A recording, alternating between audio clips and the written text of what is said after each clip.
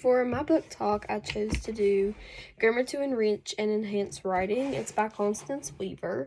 I chose this book partially because this is written by someone who actually has experience within a class environment, public school. And oftentimes when you read scholarly sources, it's written by people who may have a PhD in, say, education, but they've not necessarily experienced it the way actual teachers have within the public school setting. So Constance Weaver is a retired teacher, but she now is a professor at University of Michigan. And in this book, while I don't agree with everything she says, she has very, very interesting points of view on how reading, writing, and grammar can all be included into lessons conjoined, and then also the importance of them individually. I think that Constance Weaver, she has a way of putting things that are very easy to understand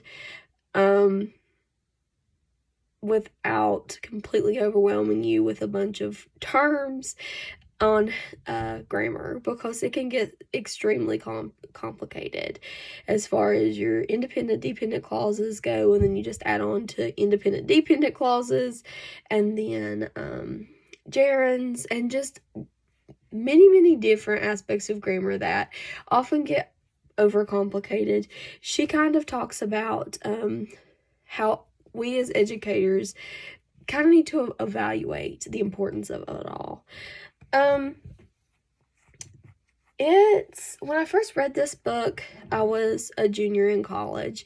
It was the first semester of my junior year. Therefore, I had no experience within an actual classroom as a teacher. I only went based off what I knew as a past student. A lot of my perspectives that I had then, when I read it initially, have kind of shifted. For example, certain charts that she talks about, and ways to teach grammar in addition to writing, I did not necessarily think I would need, but now that I've actually had a classroom of my own, she has very, very valid points. Now, with that being said, there's also things that I thought I would do more within a classroom that I've not done as much, or not even thought to have included yet at all.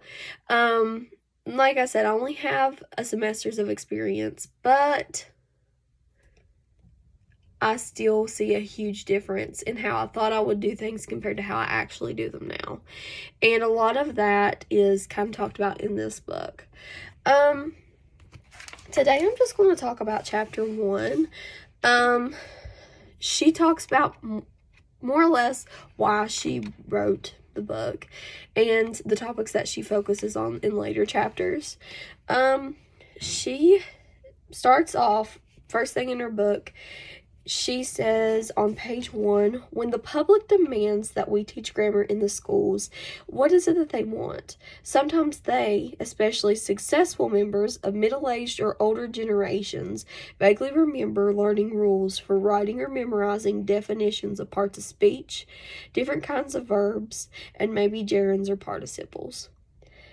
Often the nostalgists don't remember much about these aspects of grammar, but they think that grammar somehow must have been good for them, or that students today should be subjected to the same trials that they themselves were.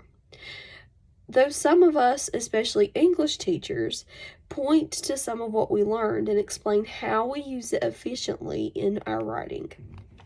So, this to me stuck out because I feel like as English teachers, we have a target on our back for how we teach things.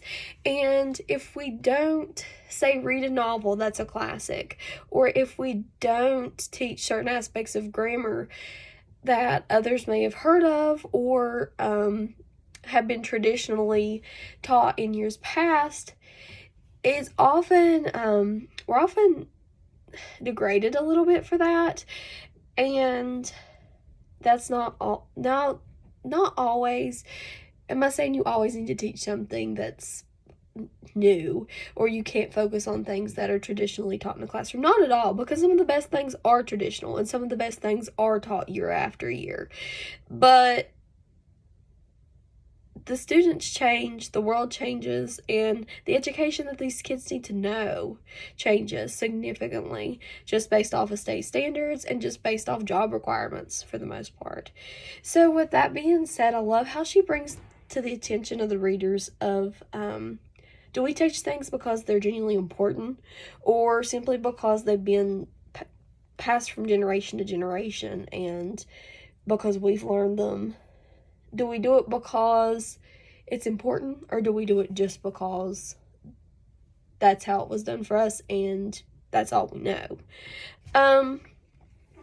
So automatically she kind of sets the tone for not being afraid to question how we teach reading comprehension and question how we teach grammar. She kind of touches on it again. She says that in education, as in other fields, the pendulum tends to swing from one extreme to the other. And the teaching of grammar, English teachers have swung from teaching grammar out of a grammar book during much or most of a semester each year, through grades 7 to 12, to the opposite extreme of teaching almost nothing at all about grammar. So, as ELA teachers, there is a high expectation of having to teach kids what could be considered 3 different subjects. Therefore, finding ways to incorporate it all to where it's not overwhelming for students, or to where it doesn't necessarily draw the type of connections that you want, can be utmost challenging. She, at the end of the chapter, has a list of things that she talks about later in the book. And she says, since you may want to think ahead about these topics, we list here each guiding observation and principle for teaching grammar to enrich and enhance writing. Now,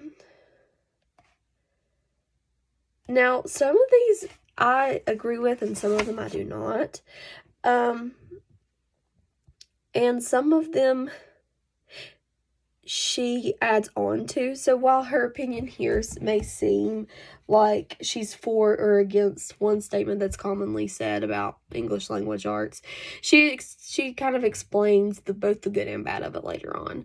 So what I'm going to do is I'm going to read a couple of these statements. There's 12 of them, but I'll probably only read 3 or 4. And I'm going to give you my opinion, and I want to hear the opinion of y'all as well. Number 1, she says, teaching grammar as a separate subject divorced from writing wastes valuable instructional time because few students transfer their grammar study to writing without teacher guidance. I highly disagree with this. I do not think teaching grammar, just having grammar lessons, I do not think that wastes valuable instructional time. Do I think you can focus too much on grammar? Absolutely. Just as you can focus too much on reading or writing. But if you have grammar lessons, you're not necessarily focusing on what's being written about. You're going to have examples, of course, most of the time, that either you as the educator will make up or just come straight out of a grammar book.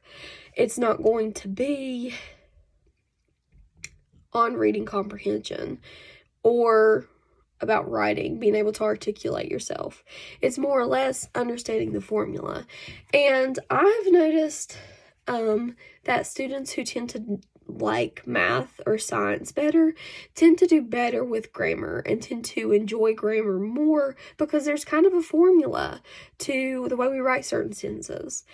And to add to what she says it's a waste of instructional time because few students transfer their grammar study to writing without teacher guidance. Now, as an educator as well, I've noticed if you don't give students a direct prompt on what you want, even if it's as far as grammar goes, they're not going to do it most of the time. Some of them most definitely will. But if you just ask to write an essay, they're not going to go as far out. Whereas and just use simple sentences. Whereas if you say, I want this essay, I want it to be however long, and I want to see these types of sentences. So compound sentences, complex sentences. Then you're more likely to see better results, especially I've noticed with freshmen and sophomores. Teacher guidance, of course, whenever I assign my students essays, is always offered. The students do hate to write. So just showing them in certain situations how they could combine a sentence can be a learning opportunity, and it can be something that they'll develop on their own on how to write correctly and how to write efficiently. Number 2, most of the grammatical terms used in traditional grammar books are not really needed to explain grammatical options and conventions. I somewhat agree with this, and as I touched on a little bit earlier, the aspects of grammar can be overcomplicated. And just showing examples, sometimes if students just see the examples, a lot of times, even if they don't necessarily know the technical terms, for what type of sentence it is, or the certain aspects that are being used, like nouns or pronouns or whatever. If they see the formula that's being used, like where a comma goes, and just the flow of the sentences, a lot of times they can make a sentence of their own that mirrors the example. So while I do think those terms, most of them are important to memorize, and most of them are important for students to know, I do agree that sometimes the terms can be a little much and not necessarily needed. Number 7, teachers do little good and often a great deal of harm by making numerous corrections on students' papers. I disagree with this to an extent. What I do if it's writing, especially for my freshmen, if it is writing and I feel like they are answering the question efficiently, and if I feel like they've put effort into the paper, even if I go through and there's read over their paper, it is still possible for them to get a good grade. Just because I am correcting their grammar, I'm not doing it because I think they're a bad writer or that I want to belittle them. They could have an A on their paper and still have read all over it, just on grammatical errors. It is just the fact that if students, when they do get into higher level classes, when they do get to college, they're not going to get that. They're going to get very vague corrections a lot of times. And if they constantly see something on their paper that they're messing up on, when they do get graded on grammar, they're going to be more likely to remember, well, I ended my sentence with a preposition, and Miss Graham corrected that, so I know not to do that next time. Just simple things like that, or I didn't put a comma before in my compound sentences before conjunction. Things like that you may not necessarily deduct points for. Well, you will eventually, but it's part of the learning process, seeing, okay, well, this is wrong, but while my writing was efficient, I answered the question efficiently. This was wrong, and this next time I won't do it again. I feel like that could be significant in part of the student just learning from their mistakes. I don't think that numerous corrections on students' papers necessarily are a bad thing. Especially if you're in detail about why it was wrong.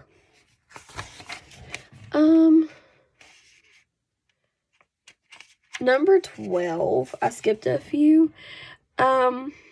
She says there is need for more research on differing approaches to teaching grammar when the primary goal is to strengthen students' reading and writing. I absolutely agree with that.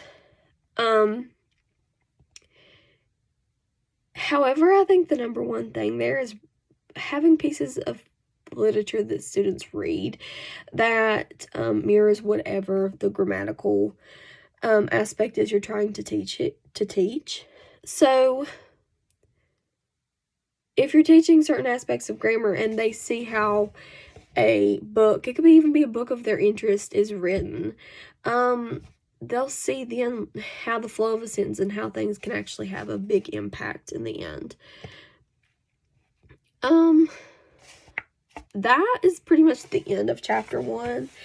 And the next video we'll go over probably chapters 2 and 3 because 2 is very, very short.